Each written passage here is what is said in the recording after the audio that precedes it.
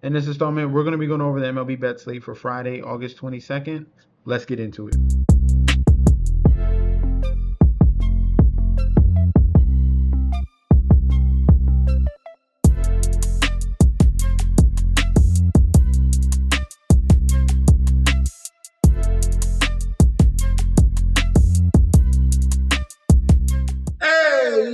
Welcome back to the channel. It's your boy Chef D, and I'm here to bring you the winning ingredients for our August 22nd MLB slate here on Friday. But before we deep dive into that, don't forget to like, comment, and subscribe to the channel. Make sure you follow me on Instagram and Twitter at MetsNetSD. Don't forget about that TikTok at Chef_D91, and don't forget about that Patreon. Right now, we're at the homepage of the YouTube channel, currently at 10.2 thousand subscribers. This is the road to 20K. And we're well on our way because you guys are showing up each and every single day. If you already subscribed, continue to like and comment. That helps the YouTube algorithm so we can grow to a much broader audience. All right, I'm going to continue to preface here. Just continue to comment. I'm not asking for a lot here. Just say what's up. It goes a long way. All right. We went 2 and 3 on the Thursday video that came out in the morning. It was that Brewers game. We had the over 7, but the secondary play was the Brewers on the money line. So just the wrong play there. I thought it was going to go a little bit over and the Brewers win, but the Brewers just straight up won. All right. So if we're looking at the Patreon and you missed out on the NFL play, we can't wait for NFL season, man. NFL season comes through. We're looking at a really good season coming up ahead. I already got the futures. I keep telling you guys, sign up right now for the futures. This was the community parlay for NFL. We had the over 35 in the Patriots Giants game, and we had the under in the Steelers and Panthers game. That cashed at plus 252. You see the winning ticket right there. All right, so continue to like and comment. Make sure if you want to have access to this and this group chat that goes off 24/7, we got guys in here like Mr. Main. If we go up just a little bit, Mr. Main posted this and cashed this parlay right here, 3-pick parlay with Manny Machado and another 2-pick same game parlay. We got everyone in here helping each other out. We have, where's the other one? There you go. Mr. Main also helped and gave this hit parlay going off of hits that had streaks of 7 games or more. It's right there. Boom. So he posted this. All of these batters have hit in 7+ consecutive games. He put all these guys in one parlay. That came through. So this is what we do. We help each other out so we can get to the bag, get to these winning plays. Join the community. Click on that link provided down below. You're getting full access to daily bets, future bets, and access to that group chat that goes off 24/7. First game up here in PNC Park, we have the Pittsburgh Pirates 54 and 74 going up against the Colorado Rockies at 37 and 91. Pitching matchup here: Antonio Senzatella 4 and 14 going against Braxton Ashcraft 3 and 2 with 3.02 ERA. Odds for this one here, we got the Pirates at home as favorites minus 190 with the comeback of the Rockies at a plus 155. Total runs at 8.5. Public bet percentage here: 86% of the bets, 71% of the money towards the Pirates, and for the total runs, 91% of the bets and 90% of the money towards the over 8.5 on the total. All right, now these two teams here, looking at these pitchers, this is really ugly. All right, Antonio Senzatella has been horrific on the road and at home. So a 7.04 ERA on the road, 380 batting average, only 21 strikeouts in 46 innings. I don't know how they even continue to throw this man out there.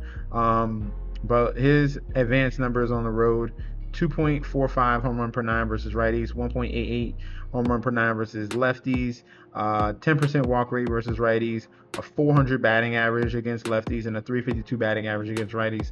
So this is a prime spot for the Pirates to get some runs. I already love the over in this game because Braxton Ashcraft is bad at home. All right, Ashcraft has a 4 ERA at home. 18 strikeouts in 18 innings. That's okay. With a 300 batting average, that's not good. Looking at his advanced numbers here, he is struggling against righties and lefties. All right, not giving up home runs.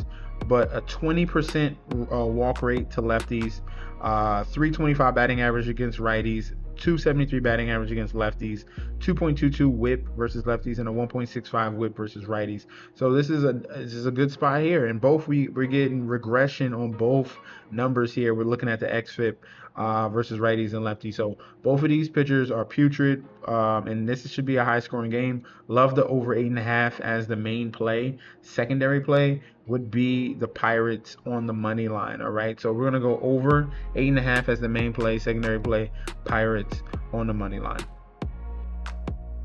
NL East division matchup here in Citizens Bank Park. Philadelphia Phillies 74-53 going up against the Washington Nationals 52-75.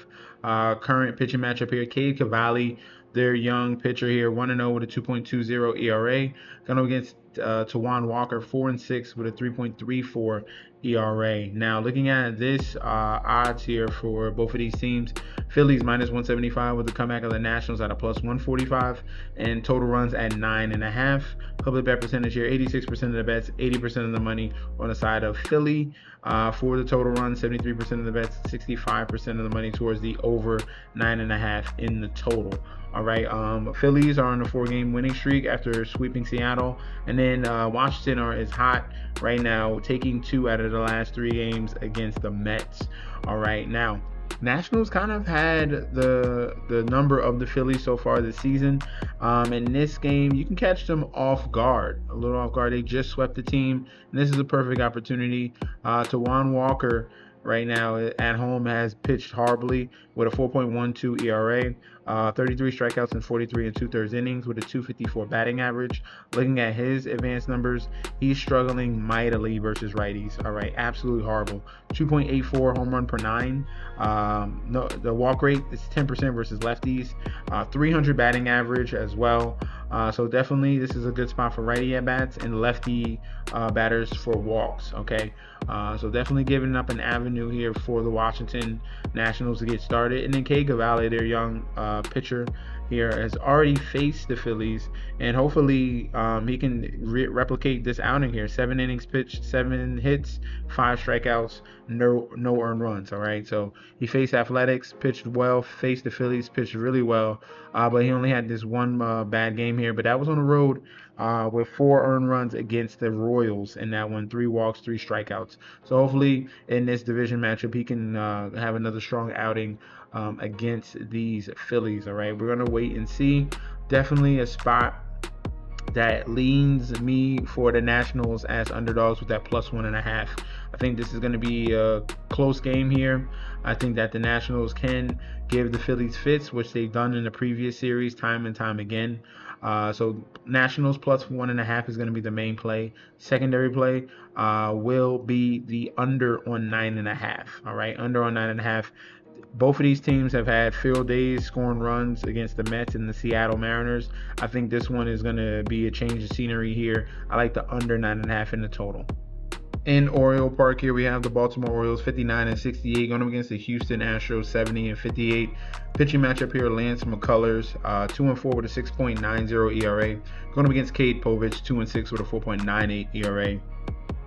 Looking at the odds for this one here, we have the Astros as underdogs, minus 105, Orioles at a minus 115, total runs at 9.5. Public bet percentage here: 56% of the bets, 87% of the money, all on the side of Houston. And for the total runs, 67% of the bets and 64% of the money on the side of the over 9.5 in the total. Now, Houston just they've been on a long losing streak and finally got things right, going up against the Baltimore Royals, winning that game. This is a 4-game series here between these two teams. All right, now Lance McCullers just got called back up to the majors, and he's been totally Jekyll and Hyde. At home has been struggling with an 11 ERA. On the road, totally different story with a 2.01 ERA and a 2.14 batting average. All right, looking at his advanced numbers, keeping the home run per 9 very low. Walk rate is an issue at 12% to both lefties and righties, and then he's giving up 273 batting average as well to righties. So that's going to be his blemish here. Definitely an opportunity for Orioles to put some runs up on on the board with the righties. All right. Now, Kate Povich at home in Oriole Park has been bad. 6.05 ERA, 49 strikeouts in 41 and 2/3 innings. That's solid, but the average is at 287. All right. Looking at his advanced numbers, he's given up a 1.99 home run per nine versus righties and a 1.80 versus lefties. Walk rate is super high at 11% to both, and a 341 batting average to lefties as well. And we have a 268 versus righties. So this is a spot where both of these pitchers are questionable, but McCullers has shown the propensity to pitch much better on the road. So that's going to be a positive here in this spot, going to be against the Orioles that do strike out at a higher clip. I do think that McCullers still has the stuff to get these guys out. All right, so I think there's value on the Astros at minus 105. I'll take that as the main play. Secondary play, I'm going to go towards the over 9.5 runs. This game could get ugly, and I can see that the runs would be the way for that to cash. All right, so main play, Astros money line. Secondary play, over 9.5. In Comerica Park here, we have the Detroit Tigers 76 and 53 going against the Kansas City Royals 66 and 62. Pitching matchup in this one, Ryan Bergert 1-1 with a 2.75 ERA going against Casey Mize 12-4 with a 3.63 ERA. Looking at the current odds for this one here, we have the Tigers as home favorites minus 160 with the comeback of the Royals at a plus 135. Total runs at 8.5. Public bet percentage here, 82% of the bets, 68% of the money on the side of Detroit. And for the total runs, we have 81% of the bets and 71% of the money towards the over 8.5 in the total. All right, both of these teams are red hot right now, winning 4 out of the last 5 games. And this is going to be a big matchup here between these two. All right, now Ryan Bergert, who they just recently acquired from the Padres here, the Royals, has been really good so far this season. If we're looking at his overall numbers, because since he just came over, he has a low batting average to lefties and righties and a low whip. He has given up righty power at 1.59 homer per 9. The walk rate is at 10% to both. All right, but what I do want to show you here, let's just do Ryan Berger. So we go to his ESPN here. I'll just show you his last couple starts. So ever since coming over, Boston, Minnesota, and the White Sox, each game he's gone 5 2/3. Each game he's given up. We got 2 earned runs, 2 earned runs, 1 earned run, and a solid amount of strikeouts in 2 out of the 3 games. All right, he's just been really solid. Ben Dobrink definitely is not giving the game away at all. I like what I'm seeing out of him, and I've seen that with the Padres as well. Now, Casey Mize on the other end pitches much better at home, 3.48 ERA at home, 44 strikeouts in 51 and 2/3 innings. We want a better strikeout number there, but the average is low at 234. Looking at his advanced numbers, he is giving up power, all right, 1.13 versus righties, 1.95 versus lefties. But other than that, only a 245 batting average against lefties. So I think this game is going to be a lower scoring environment in this one. And I'm going to go with the under 8.5 as the main play. Secondary play, this definitely leaves the avenue open for a plus 1.5 for the Royals as a secondary play. I would not be surprised if the Royals get this win as well. All right, so main play is going to be under 8.5. Last but not least, here in Truist Park, we have the Atlanta Braves 58 and 69 going against the New York Mets 67 and 60. Pitching matchup in this one, Nolan McLean 1-0 with 0 ERA going against Joey Wentz 4-3 with a 4.72 ERA. Looking at the current odds for this matchup right here, we have a dead even split here between the two. 110 on both sides for the money line. Total run set at 8.5. Right now, public bet percentage here, 63% of the bets, 62% of the money on the side of the Mets. For the total runs, 89% of the bets, 87% of the money towards the over 8.5. All right, this is a 3-game series here. Mets on back-to-back losses, and the Braves handling the White Sox. Technically, the Braves have been on fire, winning 4 out of the last 5. So there's going to be a tough task here for the Mets to get things going. Mets have been very inconsistent as of late, but we do do have a light at the end of the tunnel here with Nolan McLean, who they just called up, one of the top pitching prospects, and he was a stud against the Mariners. 5 1/3 innings, 2 hits, 4 walks, 8 strikeouts. All right. Obviously, the first start, the walks were a little bit too high. He probably had some first game jitters, but other than that, he pitched phenomenally, really getting out some big situations and striking out the Seattle Mariners. So that was a good performance there. We'll see what he's able to do against the Braves, but definitely giving a spark to this Mets team as well, who've been searching for another starter to go alongside their guys. All right. Now Joey Wentz on the other end has struggled this season. 6.46 ERA at home, a 280 batting average, only 20 strikeouts in 30 2/3 innings. So this is a spot I like the Mets bats. This is a very stacked lineup as it is, and you can't be having guys on here on the mound that's giving up a 1.37 home run per 9 and a 306 batting average to righties. So definitely a spot that the Mets bats can get going, especially the righties. I think Nolan McLean puts another strong performance together yet again, and I'm going to be taking the Mets in this one on the -110, nice even number there. If I'm going with an over/under, I would go towards the Mets team total over. All right, as the secondary play. So that's going to be our breakdown for the Friday slate. Let me know in that comment section down below if you agree or disagree. Make sure you comment down below. It's super, super important. And also sign up for that Patreon so you can get locked and loaded for this NFL football season.